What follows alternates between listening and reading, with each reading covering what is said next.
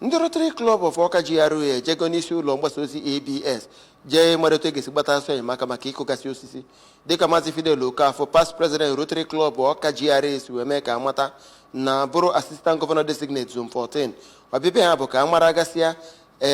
etu ga-esi wee kọọ osisi ma otu ndị nke akọrọ akọ si wee na-aga ka agbata ọsọ enyemaka ebe kwesịrị na a ga-agbata. Kenechukwu wetara anyị akụkọ a.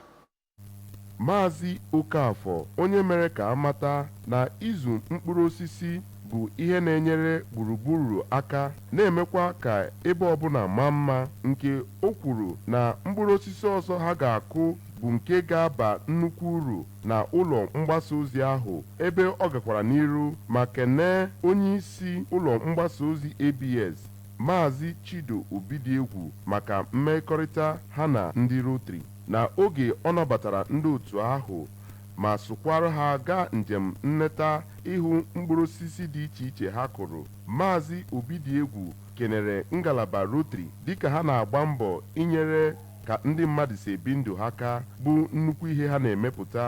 ma lụtụkwa aka na gọọmenti Anambra steeti ekego mkpụrụ osisi akị yanakwa nkwụ nyegere ezinụlọ dị iche iche na Anambra steeti iji wee kwado ha n'ụzọ pụrụ iche. Onye bụ acting director nke News and Current Affairs na ụlọ mgbasa ozi ABS Odoziakụ Judy Jeff Nwabueze, onye bụ president nke ngalaba Rotary Club of Awka GRA Maazị Ugochukwu Ibeanụ yanakwa onye ahọrọ dịka president gachi otu ahụ Maazị Martin Nzeọcha bụ ndị sonyere na njem ahụ. Site na Awka, aha m bụ Kenechukwu Chukwudị n'akụkọ ụwa ABS.